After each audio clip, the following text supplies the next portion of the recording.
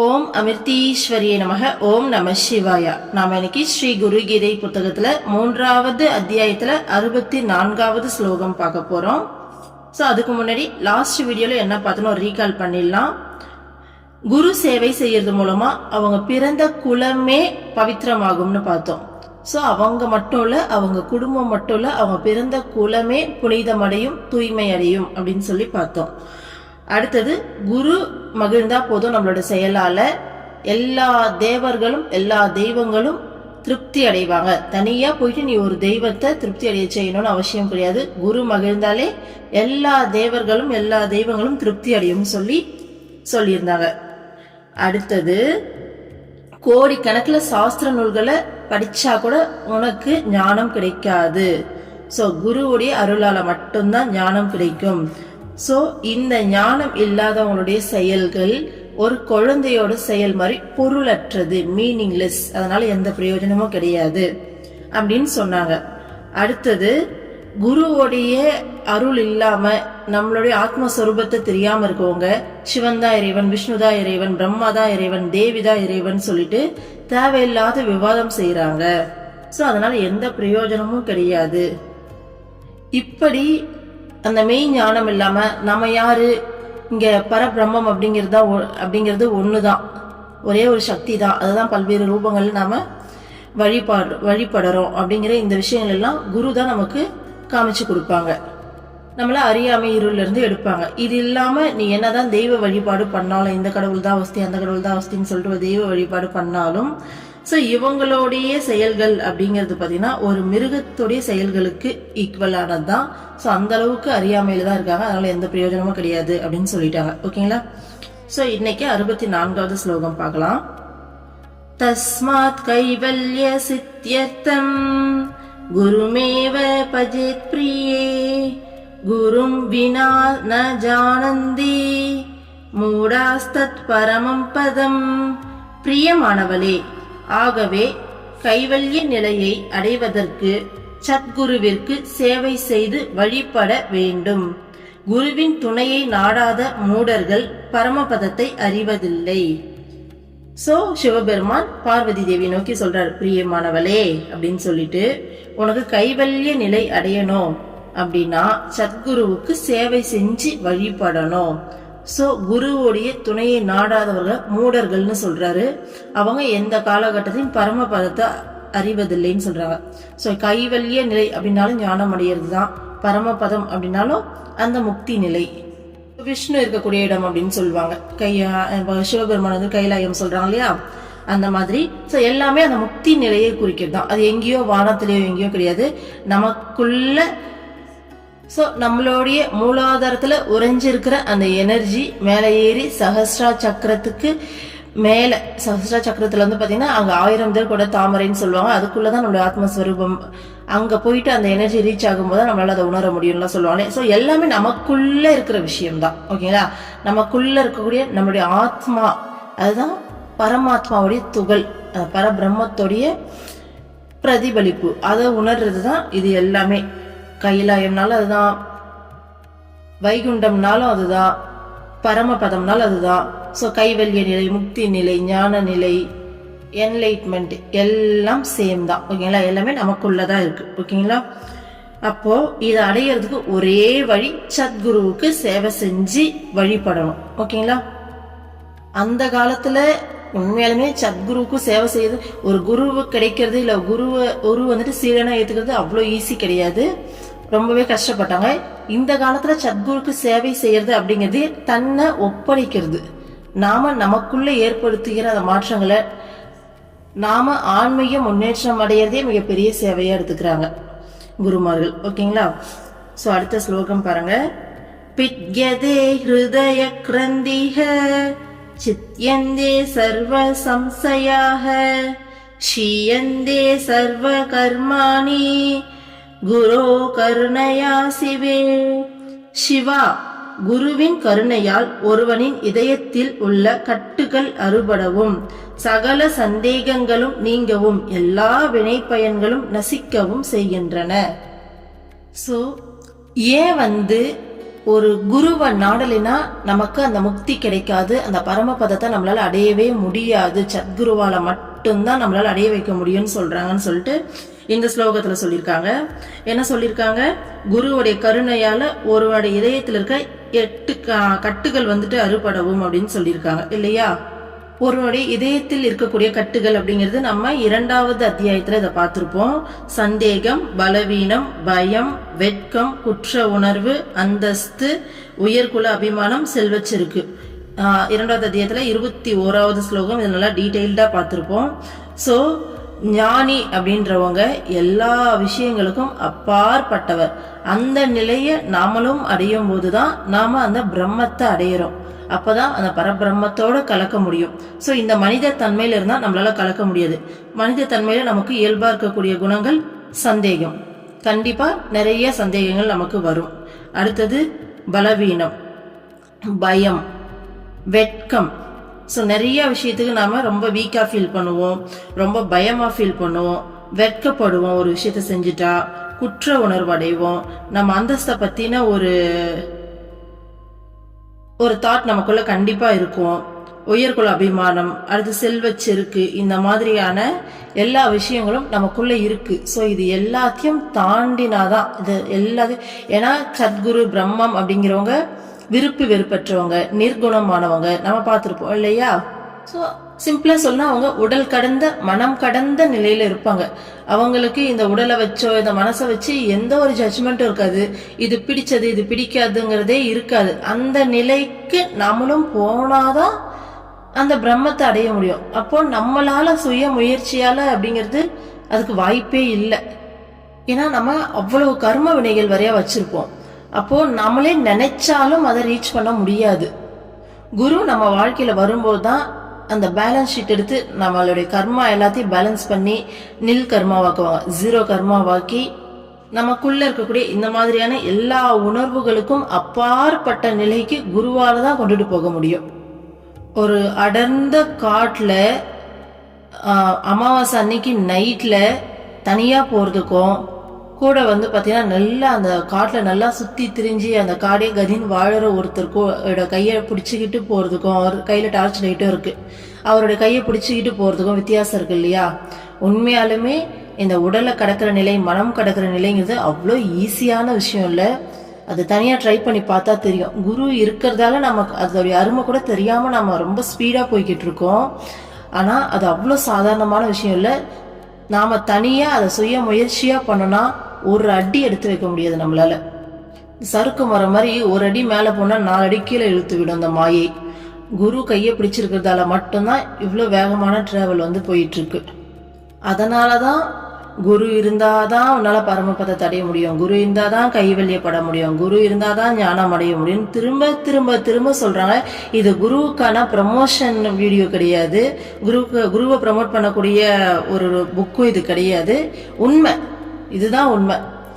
So குரு இருந்தா மட்டும்தான் நிஜமாலுமே நம்மளால வேகமா ஏறி இந்த சம்சார கடலை கடக்க முடியும். இல்ல இந்த பிறப்பு இறப்பு சக்கரத்துல திரும்ப திரும்ப திரும்ப பிறந்து பிறந்து பிறந்து இன்னும் எத்தனை 1000 பிறவி ஆகுமோ தெரியாது நாம இறைவனை போயிட்டு அடையிறதுக்கு. ஸோ இந்த வாழ்க்கை அப்படிங்கிறது ஒன்றையும் இனிமையான ஒரு சூப்பரான ஒரு சந்தோஷப்படக்கூடிய ஒரு விஷயம் கிடையாது. ஏன்னா இந்த உடல்ல இந்த ஆத்மா சுருங்கி கிடக்கிறதுங்கிறதே ஒரு மிகப்பெரிய கொடுமை தெரியுமா? அது ஆத்மாங்கிறது ஒரு சுதந்திரமானது. யோசிச்சு பாருங்க, அந்த ஆத்மாங்கிறது இந்த பிரபஞ்சம் முழுக்க பரவி இருக்கக்கூடிய அந்த ஒரு உணர்வு நிலை. அதை போயிட்டு இந்த குட்டியோண்டு உடம்புக்குள்ள போட்டு இந்த உடம்பு தான் நீ, இந்த மனசு தான் நீன்ற சொல்லி வாழறது அப்படிங்கிறது ரொம்ப ஒரு பேர்டை ஒரு சின்ன கூண்டுக்குள்ள அடைச்சாலே அது அவ்வளவு பெரிய கொடுமைன்னு சொல்லி பாக்குறோம். அதை திறந்து விட்டு அவ்வளோ ஹாப்பியா பறகுது. அப்போ இந்த பிரம்மமாவே இருக்கக்கூடிய அந்த ஆத்மாவை தூக்கி இந்த குட்டியோண்டு உடம்புக்குள்ள போட்டு இதுதான் நீன்னு சொல்லி அடைச்சி வைக்கிறது எவ்வளவு பெரிய கொடுமை. அப்போ ஒரு குருவுடைய கருணையால மட்டும்தான் உன்னுடைய இதயத்தில் இருக்கக்கூடிய இந்த மாதிரியான உணர்வுகள், இந்த கட்டுகள்லாம் அறுபட்டு எல்லா சந்தேகங்களையும் கடந்து எல்லா வினை பயன்களையும் நசிச்சு 0 கர்மாவாக்கி நம்மளை அந்த பரமபத நிலையை கொண்டு போய் சேர்க்க முடியும். ஸோ குரு அருள் மட்டும்தான், வேற எதாலையும் முடியாது. ஓகேங்களா? அடுத்த ஸ்லோகம் பாருங்க. ஏன்னா ஒரு டைம் போயிட்டு குருவோடைய தரிசனம், அவங்களுடைய பார்வை, அந்த ஹக் கிடைச்சாலே கண்டிப்பா நமக்குள்ள நம்மளுடைய ஆன்மா வந்துட்டு விழிப்படைய ஆரம்பிச்சிடும். அதுக்கு முன்னாடி இருந்த பர்சனா அதுக்கப்புறம் நாம இருக்க மாட்டோம். அதுக்கு முன்னாடி இருந்த அறியாமையெல்லாம் எங்கேயோ ஓடி போயிட்டு நல்லா வந்துட்டு அந்த ஆன்மா வந்துட்டு உருக ஆரம்பிக்கும்.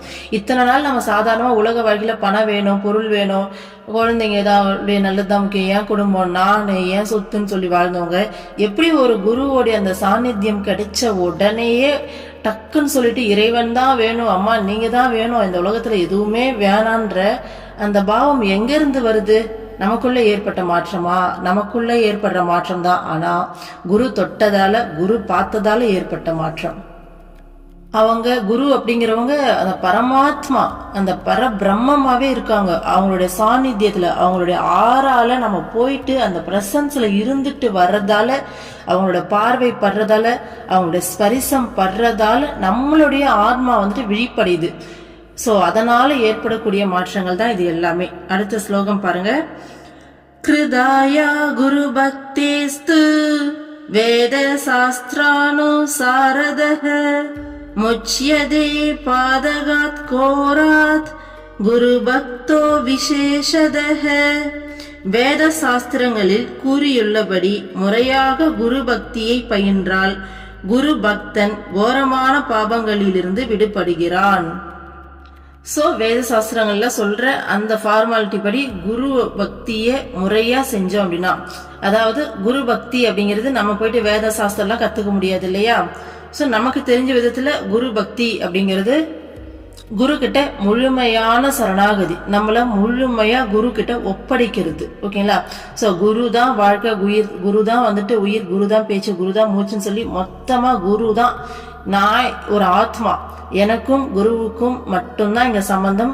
சோ நான் இங்க பிறவி எடுத்ததே என்னோட குருவை அடையிறதுக்கு தான் அப்படிங்கிற இந்த பாவனை. ஓகேங்களா?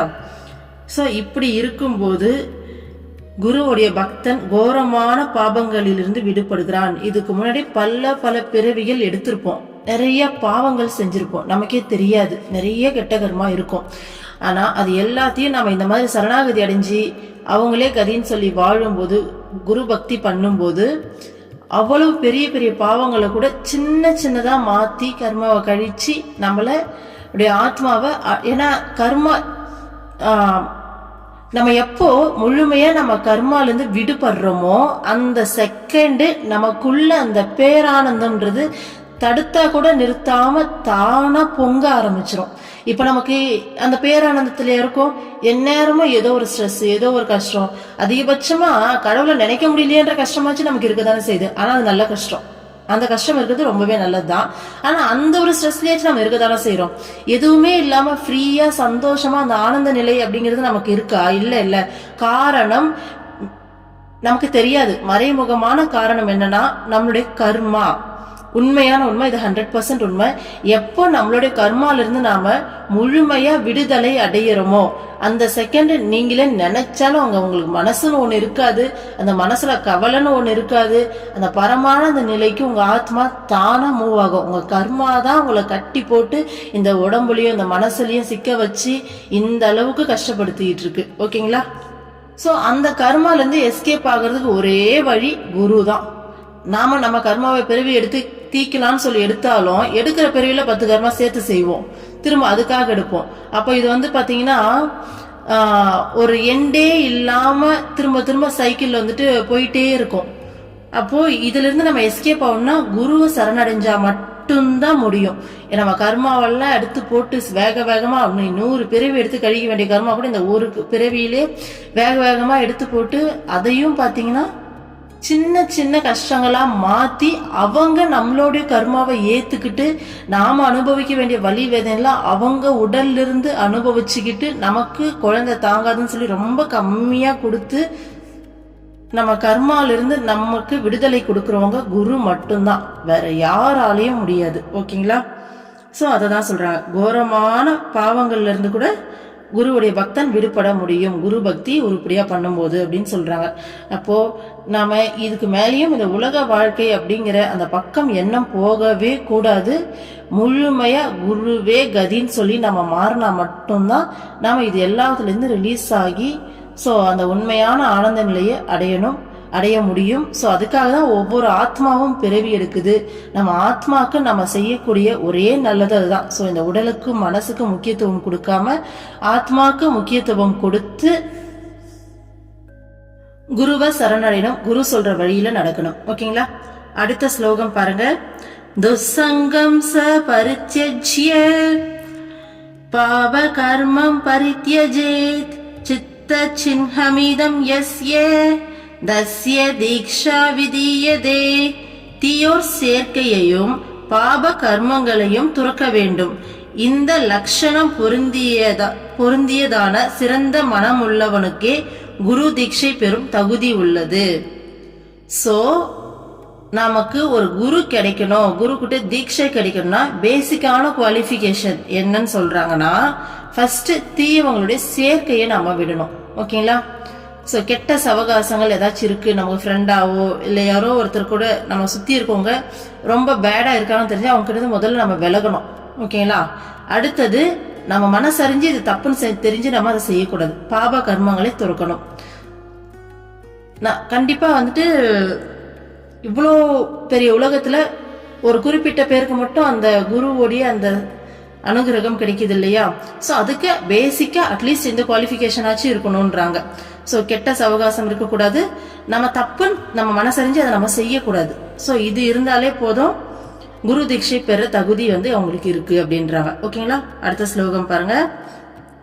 சித்த தியாக நியுக்தச்ச क्रोध गर्व विवर्जितः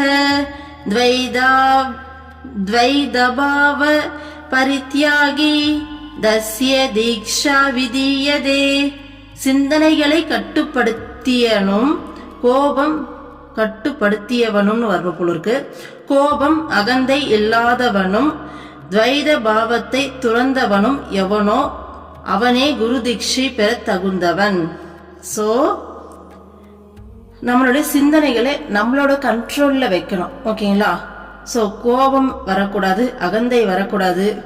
ஸோ இதெல்லாம் எனக்கு தெரிஞ்சு அந்த காலத்துல இந்த ரூல் எல்லாம் இருந்திருக்கு. குரு தீட்சை பெறணுமா, நம்ம அந்த காலத்துல இந்த குருகுல முறையெல்லாம் நம்ம படத்துல சீரியல்லாம் பார்த்துருப்போம் இல்லையா? நார்மலா கல்வி கற்பிக்கிற குருவுக்கே அவ்வளோ பணிவிடை செஞ்சு அவ்வளோ பாத்தீங்கன்னா ஒரு கட்டுப்பாடோட கீழ்படிஞ்சு நடப்பாங்க. அவங்களுக்கு ராஜாவோட பிள்ளையா இருப்பாங்க, ஆனா காட்டுல போகும்போது அவ்வளோ பணிவா நடந்துப்பாங்க. அவங்க வீட்டு வேலையெல்லாம் செய்வாங்க, குருவுக்கு சேவை செய்வாங்க, அப்படியெல்லாம் பார்த்துருக்கோம் இல்லையா? ஸோ அந்த காலத்துல இந்த அளவுக்கு தான் குருமார்கள் இருந்திருக்காங்க. பாருங்க, சிந்தனைகளை கட்டுப்படுத்தி இருக்கணுமா. உண்மையா நாமெல்லாம் எதுவுமே தெரியாது, நார்மலான ஒரு உலக வாழ்க்கையில தான் இருந்தோம்.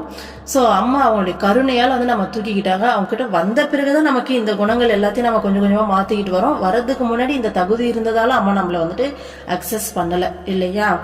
ஆனா இதுல சொல்லியிருக்காங்க, ஒரு குரு கிட்ட தீட்சை பெறதுக்கு தகுதி என்னன்னா சிந்தனைகளை கட்டுப்படுத்தியவனும். சோ நம்ம சிந்தனைகளை கட்டுப்படுத்தி இருக்கணும். நம்ம இஷ்டத்துக்கும் மனம் போன போக்குல தானே போயிட்டு இருக்கு. இன்னமும் கூட நம்மளால முழுசா கட்டுப்படுத்த முடியல இல்லையா? சோ கோபம் அகந்தை இல்லாதவனும். சோ கோபம் இருக்கக்கூடாது. அகந்தை அப்படிங்கிறது நான் அப்படிங்கிறது தான் அந்த அகந்தை. ஓகேங்களா? அகம்பாவம் அகந்தை சொல்லுவாங்க. சோ நான் அப்படின்ற தன்மை. அடுத்தது துவைத பாவத்தை துறந்தவனும். ஸோ துவைத பாவம் அப்படிங்கிறது நம்ம ஏற்கனவே பார்த்துருக்கோம் இல்லையா? துவைதம் அத்வைதம் சொல்லிட்டு. ஸோ துவைதம் அப்படிங்கிறது இருமையா பார்க்கறது. நான் வேற, இறைவன் வேற இல்லாம நானும் இறைவனும் ஒண்ணுதான், நானும் அந்த பிரம்மமும் ஒண்ணுதான் அப்படிங்கிற அந்த அளவுக்கு அந்த மெச்சூரிட்டி. ஸோ யார் ஒருத்தர் மனசை கட்டுப்படுத்தி கோபம் இல்லாம கோபத்தை ஹேண்டில் பண்ற அளவுக்கு, அந்த கோபம் வந்தாவோட வெளிப்படுத்தாம ஹேண்டில் பண்ற அளவுக்கு, அடுத்து அகந்தை இல்லாம, சோ நான் வேற இறைவன் வேற இல்ல, நானும் பிரம்மமும் ஒண்ணுதான் அப்படிங்கிற அளவுக்கு யார்ந்த ஒரு ஆத்மா மெச்சூரா இருக்கோ அந்த ஆத்மா தான் குரு தீட்சை பெறுவதற்கு தகுதியானதான். ஆனா அம்மா தன்னுடைய கருணையால இது எதுவுமே இல்லாத நமக்கும் தீட்சை கொடுத்து நம்மளையும் இந்த பாதையில வழி நடத்திட்டு போறாங்க இல்லையா? அடுத்த ஸ்லோகம் பாருங்க. ஏதல்லக்ஷண சம்யுக்தம் சர்வபூதஹிதேரதம் நிர்மலம் ஜீவிதம் யஸ்ய தஸ்ய தீக்ஷா விதீயதே. மேலே கூறப்பட்ட லட்சணங்கள் உள்ளவனும் சகல உயிரினங்களின் நன்மையில் கருத்து செலுத்துபவனும் தூய வாழ்க்கை வாழ்பவனும் யாரோ அவனுக்கே குரு தீட்சை பெறும் தகுதி இருக்கிறது. சோ மேல கூறிய லட்சணங்கள் எல்லாம் சேர்ந்து என்னென்ன சொன்னாங்க? தீயோர் சேர்க்கை இருக்கக்கூடாது, பாப கர்மங்கள் எதையும் நம்ம செய்யக்கூடாது. ஸோ சிந்தனைகளை கட்டுப்படுத்தி இருக்கணும். ஸோ கோபப்படக்கூடாது, அகந்தை இல்லாதவனா இருக்கணும். ஸோ நம்மளும் இறைவனும் வேற வேறன்னு இல்லாம 2 பேரும் ஒண்ணுதான் அப்படிங்கிற அந்த பாவனை வந்திருக்கணும், அந்த புரிதல் இருக்கணும். இது எல்லாத்துக்கூட சேர்த்து உலகத்துல இருக்கக்கூடிய எல்லா உயிரினங்களுடைய நன்மையிலையும் நாம கான்சென்ட்ரேட் பண்ணோம். நாம உண்டுன்ற அந்த சுயநலத்தோடு இல்லாம மற்ற உயிர்களுக்காக யோசிக்கிற அந்த தன்மையும் இருக்கணும். இதெல்லாம் சேர்ந்த தூய்மையான வாழ்க்கை யார் வாழுறாங்களோ அவங்களுக்கு தான் குரு தீட்சை பெறுகிற தகுதி இருக்குதாமா. ஓகேங்களா? ஸோ குரு தீட்சை பெறுவதற்கான தகுதி அப்படிங்கிறதே இவ்வளோ பெரிய லிஸ்டா இருக்கு.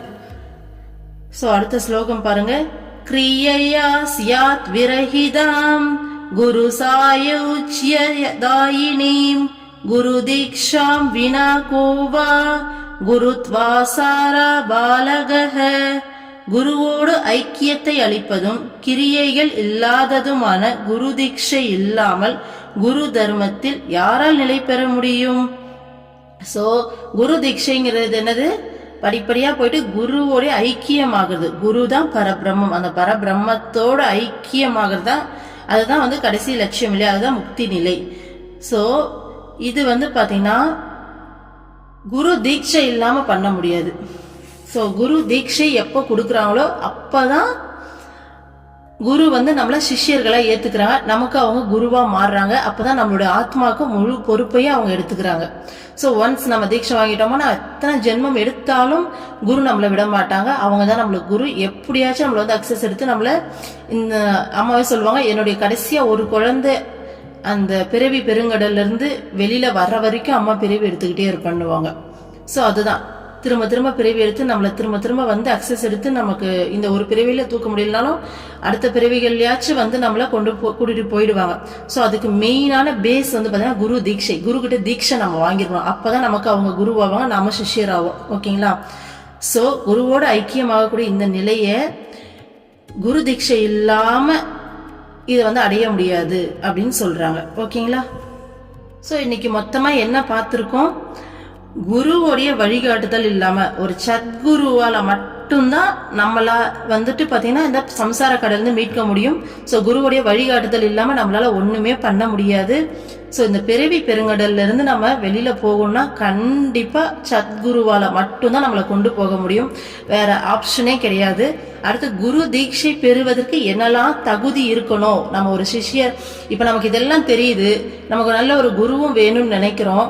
அப்போ வேணும்னு நினைச்சா நம்ம எப்படி நம்மள தகுதி உள்ளவங்களா மாத்திக்கணும், எந்த தகுதிகள்லாம் இருந்தா குரு கிட்ட தீட்சை கிடைக்கும் அப்படின்ற மாதிரி பார்த்தோம். ஆனா நமக்கு இந்த ரூல் எதுவுமே இல்லாம உண்மையாலுமே குருவோட தீட்சை கிடைக்குது. சோ நம்ம உண்மையை சொல்லலாம், அம்மா கிட்ட ஒரே ஒரு வார்த்தை மனசுருகி அம்மா அப்படின்னு கூப்பிட்டுட்டா போதும், சத்தியமா அம்மா அக்சஸ் எடுத்துருவாங்க. இவங்க யாரு, இவங்க உண்மையா பொய்யான்னு சந்தேகப்படுற வரைக்கும் அவங்களால ஒன்றும் பண்ண முடியாது. அம்மா எல்லாரும் சொல்றாங்க நீங்க கடவுளுன்றாங்க, எனக்கு தெரியலம்மா, எனக்கு என்னையும் நீங்க ஏத்துப்பீங்களா அப்படின்னு ஒரே ஒரு வார்த்தை மனசளவுல நினைச்சா போதும். நேர்ல கூட போய் சொல்லணும்னு இல்ல, இருந்த இடத்துல மனசுல ஒரே ஒரு வார்த்தை நீ நினைச்சா போதும், சத்தியமா அம்மா அக்சஸ் எடுப்பாங்க. நான் பல பேர்த்த இதை பார்த்திருக்கேன். அவங்களுடைய கருணையால இந்த எந்த ஒரு தகுதியுமே இல்லாம நமக்கு தீட்சை கிடைச்சிருக்கு. அம்மா நம்மள அவ்வளோ அக்சஸ் எடுத்து நம்ம கர்மாவெல்லாம் ஏத்துக்கிட்டு அவ்வளோ அழகா நம்மளை வழி நடத்தி அவங்களோட செல்ல பிள்ளையாவே வச்சுக்கிட்டு நம்மள அழகா கொண்டு போறாங்க இல்லையா? என்ன சொல்லி முடிச்சிருக்காருன்னா, இது எல்லாம் குருவோட ஐக்கியமாகறதுக்கான பாதை தான் இது. அந்த ஐக்கிய நிலையை கடைசியா அந்த டெஸ்டினேஷனை போயிட்டு நம்ம அடையணும் அப்படின்னா குரு தீட்சை இல்லாம முடியாது. குரு தீட்சை அப்படிங்கிறது தான் பேஸ் அப்படின்னு சொல்லி முடிச்சிருக்காங்க. ஏன்னா தீட்சை கொடுத்தாதான் அவங்களால நம்மள முழுமையா அக்சஸ் எடுத்து வழி நடத்த முடியும், சீடர்களா நம்ம மாறுவோம்னு சொல்லி முடிச்சிருக்காங்க. ஓகேங்களா? சோ இன்னைக்கு 70வது ஸ்லோகம் வரைக்கும் பார்த்திருக்கோம். 71வது ஸ்லோகம் நாளைக்கு பார்க்கலாம். ஓம் அமிர்தீஸ்வரி நமக. ஓம் நம சிவாய. சர்வம் கிருஷ்ணார்ப்பணம்.